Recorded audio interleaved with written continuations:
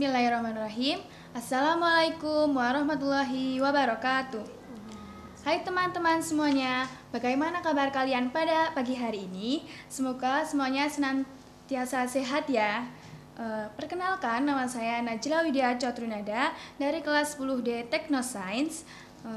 Nah, di samping saya ini sudah ada narasumber kita, Ustazah Hanifah Septiani, selaku kepengasuhan putri di Pondok Pesantren Al-Matera.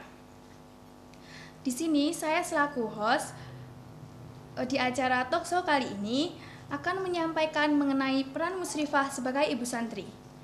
Oh ya Ustazah, bagaimana kabar Ustazah pada hari ini? Ya, alhamdulillah baik. Gimana dengan Najla? Alhamdulillah, saya juga sehat. Nah, pada kesempatan kali ini saya mendapatkan kesempatan untuk berbincang-bincang dengan Ustazah Hanifah.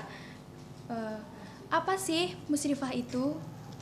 Baik, Ustazah akan jelaskan apa sih musyrifah itu. Jadi, musyrifah itu berasal dari kata syarafun yang artinya adalah tempat tertinggi atau kedudukan tertinggi, kedudukan yang mulia bagi seseorang, yang itu meliputi ilmunya, kedudukannya, atau nasabnya, atau tingkah lakunya.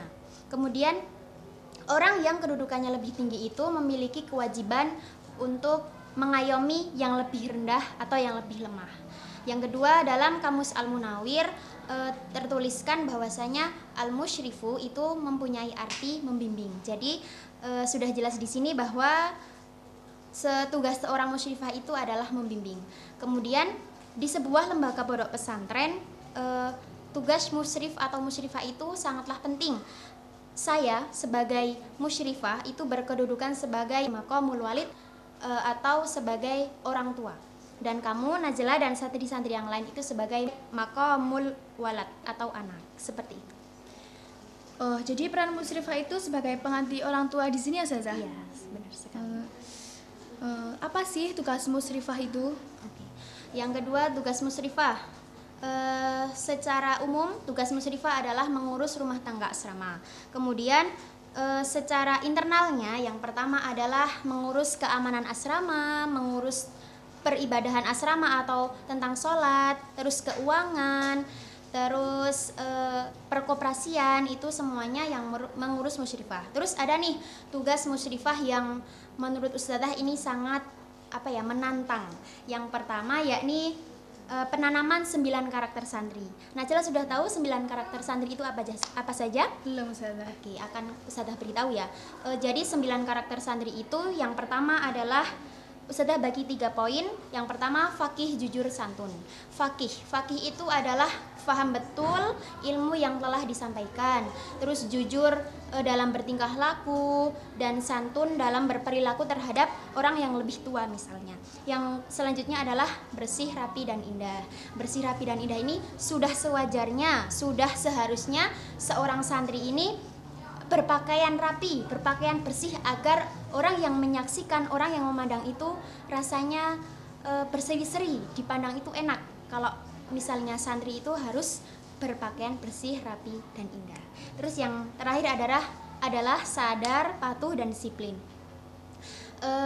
Sadar, patuh, dan disiplin ini kamu harus sadar di sini kamu sebagai apa dan saya sebagai apa. Saya sebagai musyrifah dan kamu sebagai santri. Santri juga harus berkewajiban menuntut ilmu ya dengan sungguh-sungguh, dan saya sebagai pengganti orang tua kamu di sini juga harus memperlakukan kamu seperti anak saya gitu. Terus yang selanjutnya adalah mendampingi santri selama 24 jam. Ya, itu sudah tugas yang paling inti ya dari seorang musyrifah adalah mendampingi santri selama 24 jam. Misalnya nih santri ada tiba-tiba yang sakit, ada tiba-tiba santri yang sakit, itu saya sebagai musyrifah harus bertindak selayaknya orang tua, harus mengurus dia, harus tanggap, harus apa yang dia butuhkan, saya harus siap sedia. Terus yang terakhir adalah sebagai orang tua. Sebagai orang tua di sini, saya harus siap apabila santri membutuhkan tempat untuk curhat atau membutuhkan tempat untuk mengadu keluh kesahnya gitu. Jadi kan kita harus berperan sebisa mungkin sebagai orang tua mereka di sini. Wah, ternyata banyak banget ya tugas musyrifah itu Ustazah. Iya. Yang seperti itu. selanjutnya kalau boleh tahu, Ustazah itu menjadi musyrifah tahun berapa? Sedikit cerita, dulu saya awal jadi musyrifah itu tahun 2020. Saya memilih untuk menjadi musyrifah di sini atas izin orang tua juga, karena saya apa ya, berkeinginan untuk bermanfaat bagi orang lain. Walaupun saya tidak punya hafalan yang banyak, apa ya, public speaking juga tidak bagus, masih malu-malu lah istilahnya, tapi di sini saya bisa belajar agar menjadi orang yang lebih bermanfaat lagi bagi orang lain. Dan alhamdulillah saya saat ini berjalan 2 tahun menjadi musyrifah di sini. Seperti itu. Insyaallah. Ya. Pasti menjadi musyrifah ada saja pengalaman suka dan dukanya ya Ustazah. Iya. Kalau boleh saya tahu suka duka Ustazah menjadi musyrifah di pondok pesantren itu apa? Iya. Pengalaman suka dan duka itu ya sangat bermacam-macam ya Najla. Kita di sini harus dituntut menjadi orang tua. Padahal saya belum punya pengalaman yang banyak tentang mengurus santri gitu ya. Tapi kita di sini harus dituntut, harus belajar. Nanti kita akan terbiasa menjadi orang tua. Misalnya yang pengalaman suka nih, suka itu kita menjadi lebih dekat dengan santri, lebih sering bersama dengan santri, terus kita lebih paham karakter santri seperti apa, kita jadi tahu apa yang mereka butuhkan. Kalau mereka lagi down itu kan kita yang harus menyemangati mereka ya. Nah, itu merupakan kesenangan saya bisa apa ya, bisa ada buat mereka gitu. Terus yang pengalaman duka ya, yang duka itu ya mestinya kita capek.